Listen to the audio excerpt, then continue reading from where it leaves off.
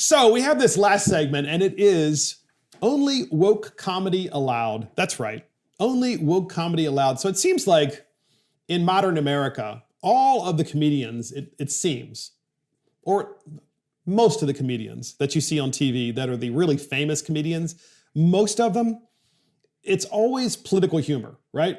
But the political humor is always humor that makes fun of conservatives. And they never or almost never do the same thing to Democrats and to progressives and to liberals and to the Marxists, which I think that's pretty much what the Democrat Party has become. But only woke comedy is allowed. And you do get to the point, and by the way, I love comedians. I do. I mean, it's something that I really genuinely enjoy. And I love laughing at myself. I love laughing at my side, the conservative side. And I also like laughing at the liberal side. I do. Ask anyone who knows me. I genuinely enjoy that. But it just doesn't seem to be possible anymore, because I feel like if you are a comedian and you attack some of the left's policies, and you attack some of the left-wing media or politicians, that you would be canceled. And I think there's a lot of evidence to demonstrate that you would be canceled.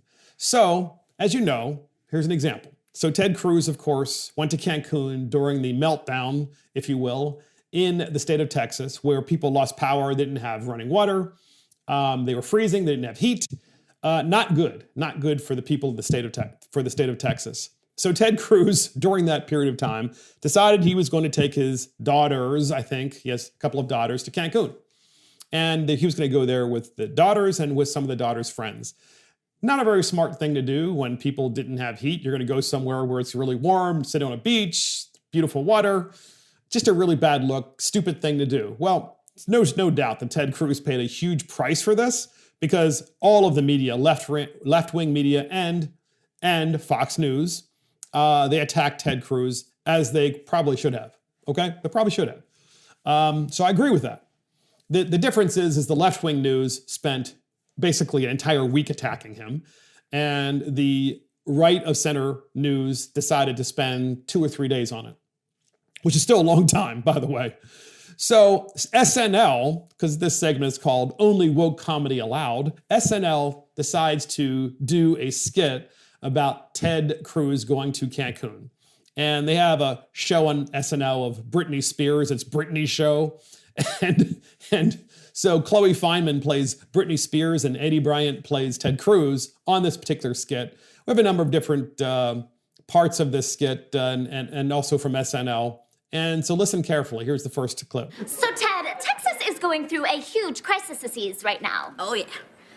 Yeah, it's real bad. And you literally abandoned it and flew to Cancun for a family vacation. That's right. And now I'm in a little bit of hot water, which I'm told is a thing no one in Texas has. So that's kind of funny, right?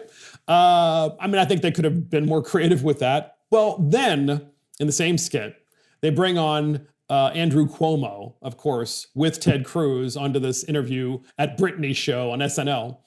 And so listen to this really carefully. Tell me if you think this is funny, and how they treat Cuomo in comedy versus how they treat Ted Cruz in comedy. Listen carefully. Here's the clip. Governor, do you know why you're here today? Is it because indoor dining is back in New York? That's exciting, right? Governor. All right, I know. It's because of the nursing home stuff. And what happened with the nursing homes? Some of the people who died in the nursing homes were not counted as nursing home deaths. They were counted as hospital deaths, which is basically what happens at Disney World, okay? The people die and they move the bodies. They say, oh, I guess Brenda died in the parking lot, not on the teacups. So, we just did the Disney thing, all right? And that's comedy, ladies and gentlemen. I mean, making fun of the death of thousands upon thousands of helpless elderly people and making fun of that on SNL, and that's supposed to be funny. And of course, the goal was to put a woke comedy spin on Andrew Cuomo's persona to make him look like he's not that bad, because they started that particular section out by saying, well, indoor dining is open. Of course, everybody's like, yay. And then you got the actor playing Andrew Cuomo on SNL talking about, people dying and so forth, how it's kind of like Disney. And people are laughing while he's talking about it as if that's supposed to be funny. Really weird stuff on SNL. And it's just, I'm not sure why the writers would look at this and think that that's okay. But you get a feel for how they treat different politicians differently and how they're trying to cover for a politician. I'm not really sure you could make a lot of funny skits anyway about elderly people dying during a pandemic when it's the politician at the very top of the state who clearly made it happen. But we do have another clip from you about Ted Cruz. It's on the SNL Weekend Update. And this actually is quite funny because and if you can't see it, that's okay. I'll explain it to you. It's basically, Ted Cruz coming back into the United States from Mexico. So it's a picture of him trying to come back in. And so this is a really short clip from SNL from the Weekend Update, and here it is. The Biden administration introduced a new immigration plan that would offer an 8-year path to citizenship for 11 million undocumented immigrants. But I don't know if that's such a great idea. I mean, have you seen the people coming in from Mexico these days? And there's a picture of Ted Cruz, of course. There's a picture of Ted Cruz, of course, coming into the U.S. And so that is funny, and it's creative. But the thing is, comedy has become so bad in the woke era. It really has. It's become so awful. And I'm not just talking about SNL. I'm also talking about all of these late night people who have comedy shows where it's hyper focused on politics and they're hyper focused on just one side.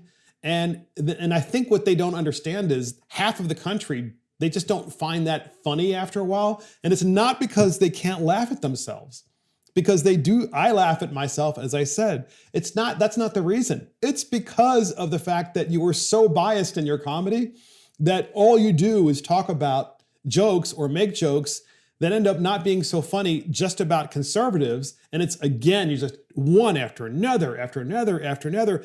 And it actually looks like you're a hater, not a comedy guy, right? It looks like you're just hating, because that's exactly what you are doing. You're hating on Republicans and on conservatives.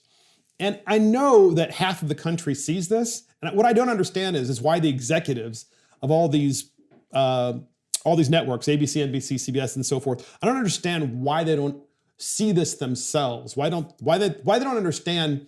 So here's a great example. Jay Leno, when he was head of the Tonight Show, and I know plenty of people remember this, including boomers and millennials. Jay Leno, you never really knew what party affiliation he was. He would always kind of like make fun of both sides, but he would do that in the same skit, like in the same, shtick that he was doing. It was, he'd make fun of this politician. It was a right winger or a conservative. He'd make fun of this politician. It was a left winger. Or a progressive. And then by the time he finished his skit or his sketch, his comedy sketch, if you will, you really didn't know where he stood. And you're like, oh, this is kind of cool, right? Because I really found it funny to laugh at myself. I found it funny to laugh at the other person. And he's not just hating on one side, like what's happening now. And I really gotta wonder at what point this is going to change. And I'm hoping it does, because I love comedy.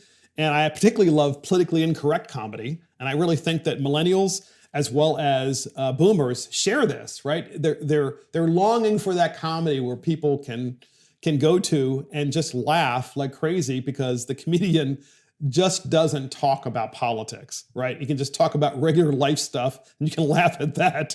I mean, the people are really and that also, by the way, podcast listeners, that would be incredibly unifying, right? It would be an incredibly unifying thing.